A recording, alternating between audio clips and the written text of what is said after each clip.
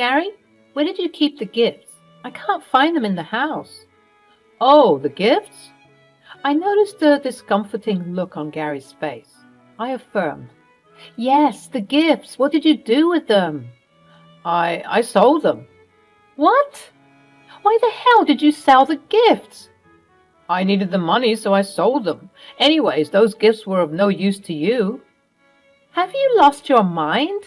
Those gifts were a relief to our pockets. Most of the gifts were essentials for the baby. Why are you creating such a scene out of these trivial things? Well, those gifts were gifted by my parents, so I can do anything with them. They are mine. Hello, my name is Molly. I'm a 34-year-old nurse married to Gary, who is a businessman. Gary has fishery farms where the fish is harvested and later exported to different places. Gary was a fun-loving, energetic man who was always so full of life. After my hectic hospital shift, I looked forward to spending my leisure time with Gary. Our life was moving smoothly for some time until Gary suffered a major loss in his business. The ship exporting the fish from Gary's farm overturned in a storm. Gary was a small businessman, and this loss was insufferable for him. He went into extreme depression. I tried to console him emotionally. Perhaps that was the only thing I could do to comfort him. I didn't have enough savings to help him recover from the loss. I cooked his favorite meals and took him out to his favorite pizza places and gaming parlor. I tried to comfort him as much as I could. Gary spent weeks lying on the couch and playing video games. We visited his farm for a few hours in the day and spent most of his time lounging on the couch, doing nothing. He didn't help me with the household chores either. It was difficult for me to manage the household chores after my stressful shift at the hospital. Being a nurse, I have to extend my shifts and sometimes work night shifts as well. Even on the days when I worked overtime, I cooked meals, cleaned the house, and did other household chores before calling it a day. Gary wouldn't bother to even clean his plates. To be honest, I was annoyed at this sight after a while. I might sound harsh, but these challenges were a part of business, and people dealing in these businesses should be aware of all the consequences. I have very limited business knowledge, but I understand that after a breakdown, one should get faster at his work, reanalyze and re-strategize the work instead of mourning over it. Wasting time on mourning over the loss would add nothing but more trouble for the business. Although I didn't say any of these to Gary, I gave him all the time he needed to nurse his loss. After a month or so, I mustered the courage to confront Gary on this matter. Hey Gary, I know you're feeling too low after that damage, but don't you think you should be moving on now? I mean, instead of mourning, shouldn't you focus on fixing things? Perhaps if you continue to have low spirits, things might get even worse for you.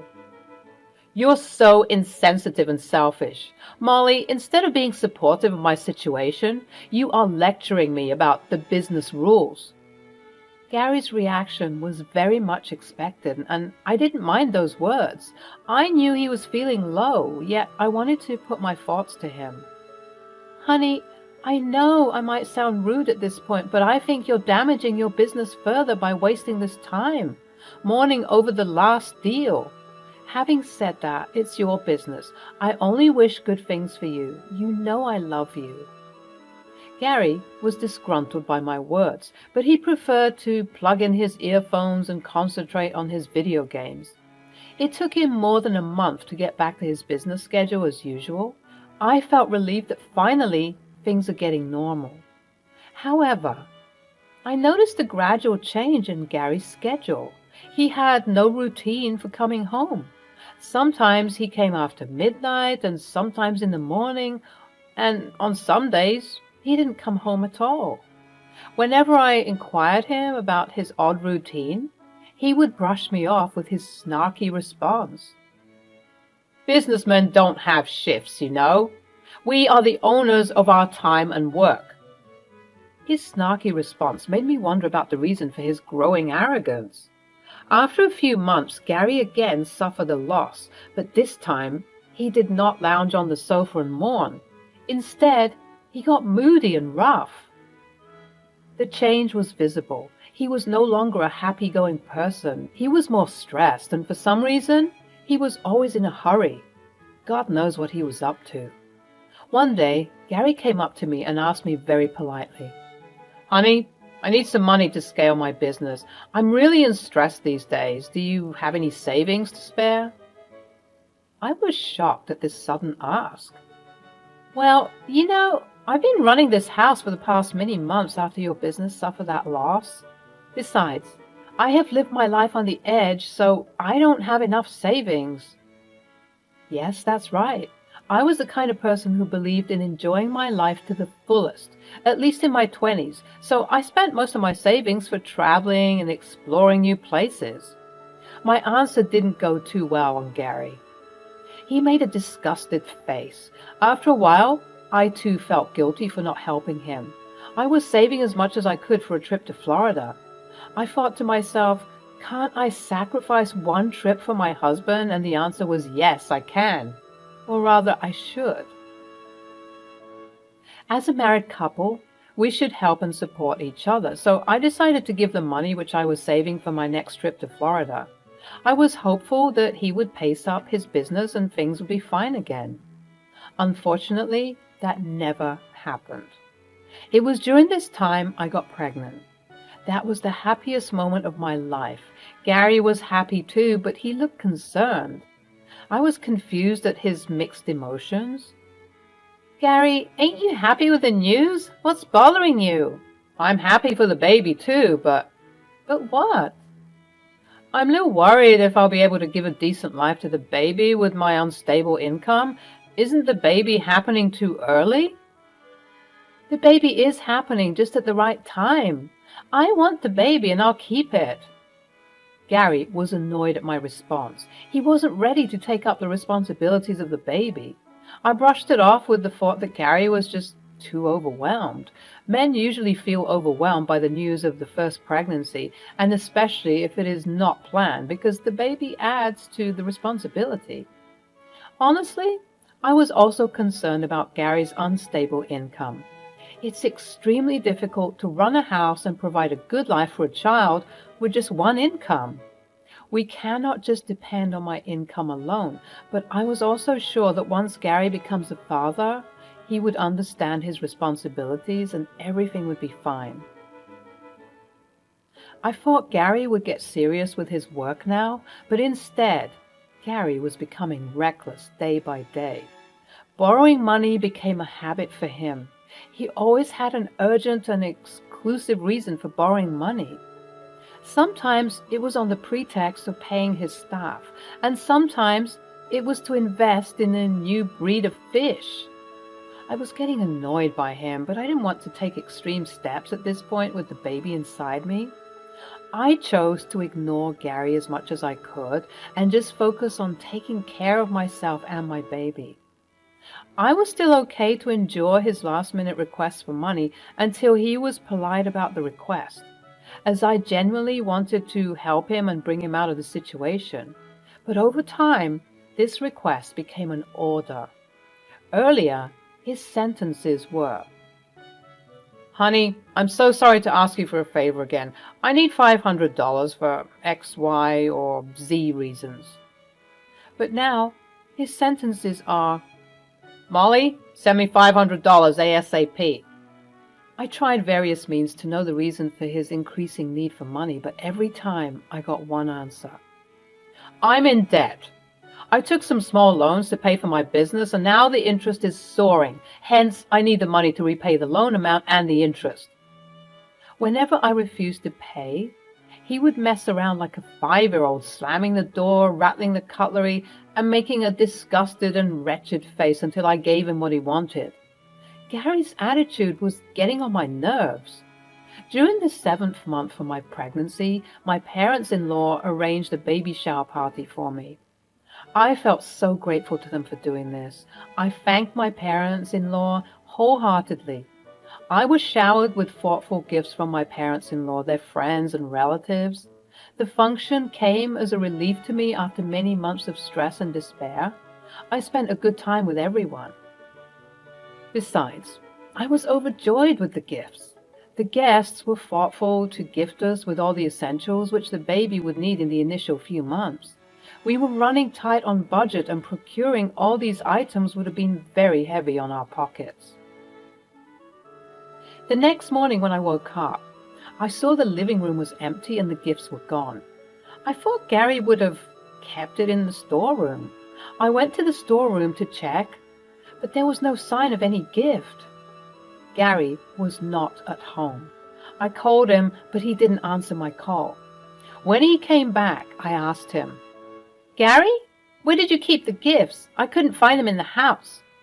"Oh, the gifts, I noticed a discomforted look on Gary's face. "Yes, the gifts. What did you do with them?" "I sold them." "What? Why the hell did you sell the gifts?" "I needed the money, so I sold them. Anyways, those gifts were of no use to you." "Have you lost your mind? Those gifts were a relief to our pockets. The gifts were essential items for the baby: clothes, the crib, blankets, strollers, and other toiletries."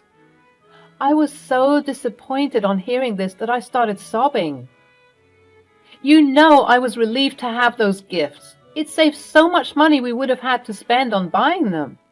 We already have such a tight budget. How could we buy those things again?" "Why are you creating such a scene out of these trivial things?" "Well, those gifts were given by my parents, so I can do anything with them. They are mine." "Excuse me? Those gifts were for the baby. It was not for you to sell it for and fill up your pockets." Fine. Fine. Don't give me a moral lecture. I'll get all that stuff when the baby comes out." "How will you get that? Do you have the money?"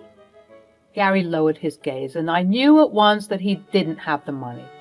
I rolled my eyes and said, "Give me the money you got after selling the gifts." I don't have that." I asked him with a strict voice. "What did you do with the money?" "I used the money in my business." "What the hell, Gary?" He immediately snapped at me. "Oh, please, don't start your preachings again. I'm done with you. You're a sad woman who needs an opportunity to cry over every minor inconvenience." I was infuriated at his words. Gary crossed all his limits, and I couldn't control my rage. "What the hell are you up to? You don't contribute any money to the household expenses. You barely do any household chores. You're surviving on my income. On top of that, you dare to say such words to me? Instead of helping me, you are adding to my problems." "If you have so many problems with me, why don't you leave me? At least I will be able to live peacefully in my house. I feel suffocated to be around you. You disgust me." I had no energy left to argue with Gary. He was getting unreasonable. I bit my tongue and went into my room, slamming the door behind me. I knew something was wrong with Gary. I suspected him of having an affair and that he was spending the money on his mistress. I decided to dig up the information. That night, I jinxed Gary's soup with a little sedative, which was just enough to put him into a deep slumber. After I ensured that Gary was in deep slumber, I unlocked his phone using his fingerprints. He was in deep sleep to be woken up by this. I scavenged his phone, carefully going through all the emails and chat messages. After an hour of investigation, I found the missing piece of the puzzle which solved the mystery. I was anticipating messages and photos of Gary's mistress, but what I found was far more troublesome than an affair. Gary got into illegal drug activity. Yes, I was shocked too. All this started after he incurred the first loss. To make up for the loss, he took up the illegal task of exporting the drugs through his fish. People who are into fishing businesses know that illegal drugs are transported from one place to another in fish and meats through the cargo. I was unaware of this business. Drugs? Seriously? The email revealed that Gary was reluctant to get into this activity at first, but he was tempted into this for some quick bucks.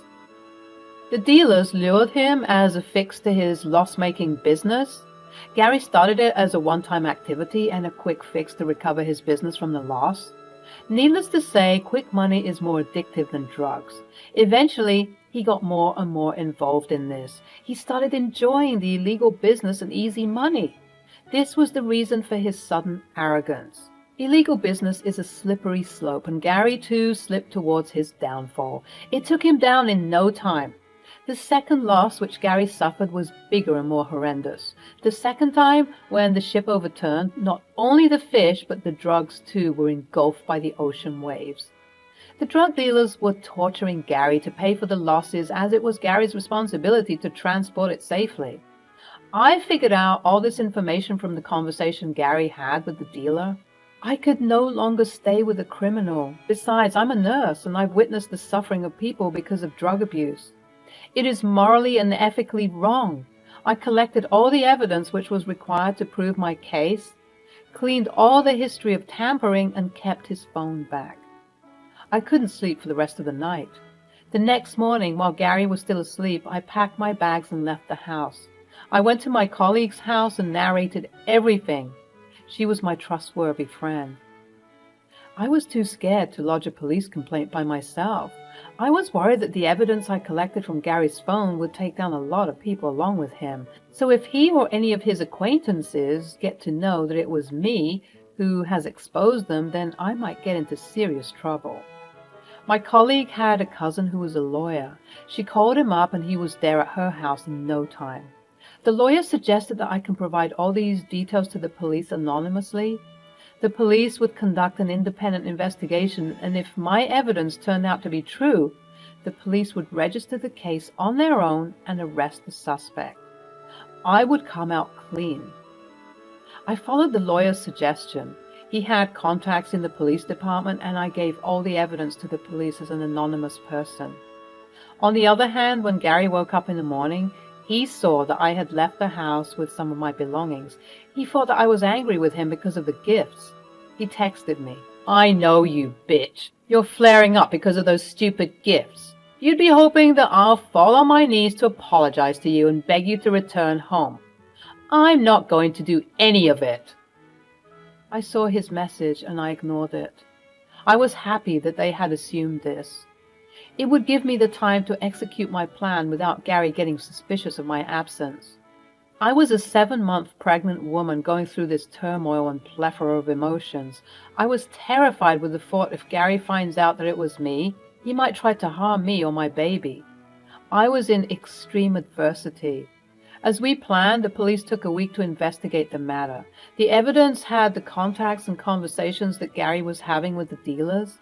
My colleague suggested I stay with her until everything is sorted.